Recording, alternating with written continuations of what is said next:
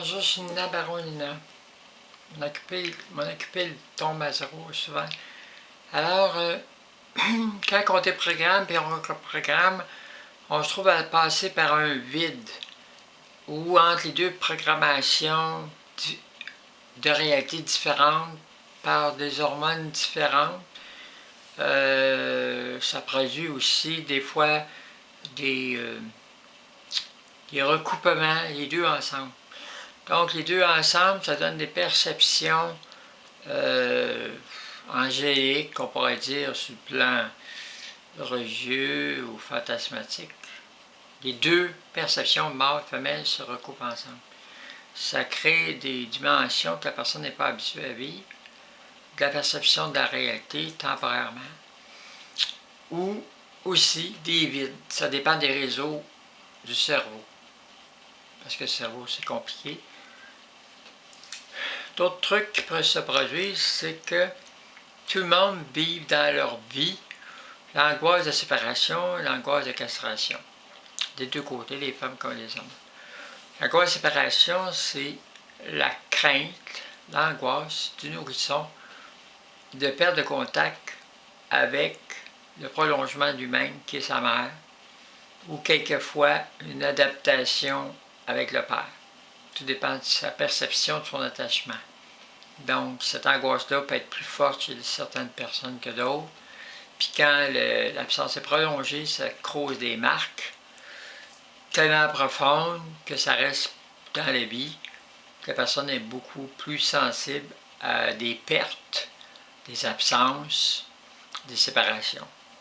Donc, ça rentre dans la séparation, dans changer de sexe, par exemple d'homme à femme, de te séparer d'un organe qui est le pénis, parce que tu sais qu'ils vont l'enlever. Donc, aussi, la crainte de la castration, les deux le voient. L'homme a peur de perdre parce qu'il voit son père qui a une autorité. L'autorité, le maximum de punition, c'est enlever le plaisir, punir l'enfant. Sur le plan inconscient, donc punir un enfant, c'est enlever son pénis. Donc, quand tu punis un enfant, tu enlèves son pénis temporairement ou subtilement. Puis l'enfant, il n'aime pas ça. Puis il craint son père. Sur le plan inconscient, son père peut y enlever son pénis de façon permanente. Donc, il doit forcément devenir comme son père pour être un ami de son père. Donc, pour pas que son père il coupe le pénis, il faut qu'il s'identifie à son père. Donc, à ce moment-là, il n'a pas le choix, il faut qu'il devienne un homme. Mais par contre, si l'enfant est une femme intérieurement, il s'identifie à sa mère, dans le sens qu'il dit, bon ben moi, il voit sa mère se maquiller, puis l'enfant désire avoir un enfant, puis il n'a jamais accepté ses organes, parce que pour l'enfant, même s'il n'a jamais vu comment c'était fait une fille, il n'en veut pas. Il veut un monde Vénus, puis il n'y a rien. Il n'y a rien à sexuer. Et si elle a la connaissance comment une fille est faite, bien, il veut être comme elle. Mais pour ça, il faut qu'il passe par un processus de séparer.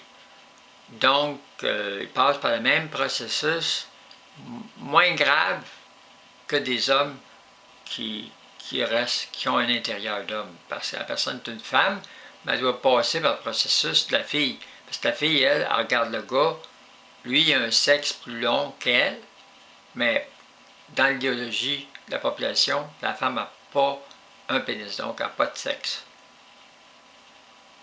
On ne parlera pas de l'intérieur parce que ce n'est pas considéré dans la société comme un sexe. Le sexe faible, il n'y en a pas.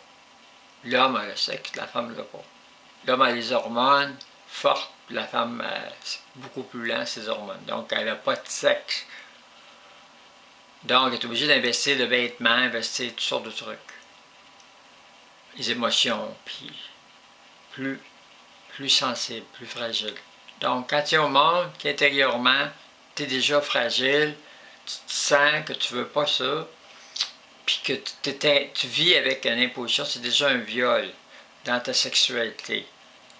Puis là, ton père te viole à vouloir te programmer en garçon, c'est un autre viol, c'est encore une autre détresse. une autre souffrance qui affaiblit tes forces pour aller vers une réassignation claire. Donc, tu crains ton père, tu crains d'en parler, tu crains la séparation de ta famille qui vont t'abandonner, d'être puni, puis finalement, ils vont t'enlever ton sexe, mais tu l'as encore. Donc, tu vis une castration symbolique par ton père. Tu étais un gars, mais je vais te punir parce que tu ne veux pas être un gars. Fait qu'il te casse en te rejetant en tant que ce que tu es en apparence, parce que tu ne rentres pas dans ce qu'il veut. Puis toi, tu te sens autrement. Il y a comme un combat entre le père et toi, au niveau de l'identité, mais c'est ton père, donc il est grand bout, là. Donc tu le crains, puis en craignant ton père, sur le plan fantasmatique avec la religion qui dit, bon ben, tu n'as pas le droit de changer ça, tu prêtes à Dieu l'intention de te punir. Donc là, ça devient ton identité de femme est coupable d'être une femme, puis avec la religion, puis la société à l'époque, le fait de penser que tu veux te défaire de ton sexe masculin, donc tu vas être puni par Dieu. Donc, cette appréhension-là, cette crainte-là, elle devient inconsciente. C'est les interdits sociaux, la dérogation à la loi de la nature de changer quelque chose, fait, puis, comme je dis, la perception de projeter l'autorité de ton père qui veut détruire ta féminité, puis qui est une autorité encore pire sur toi. Donc tu prêtes ça à Dieu, puis la punition que ton père te fait, de te castrer d'une certaine manière, d'être mauvais avec toi quand tu as des comportements féminins, tu prêtes l'intention à Dieu, donc Dieu te défend d'être une femme. Puis ton père te défend. Donc, si Dieu te défend d'être une femme, tu n'as pas qu'il te punisse. C'est une castration par Dieu sur le plan éternel où Dieu t'envoie en enfer.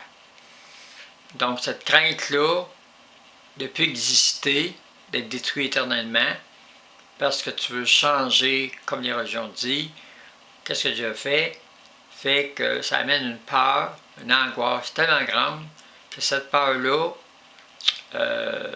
déconnecte des neurones, de stabilisation, des structures qui te définissent spatialement à différents niveaux. Puis ces déstructurations-là amènent des désordres au niveau des connexions, où tu peux avoir des amplitudes ou des manques de certains agents chimiques qui vont faire que situationnellement, à cause de dans cette situation-là, tu vas développer des genres de crainte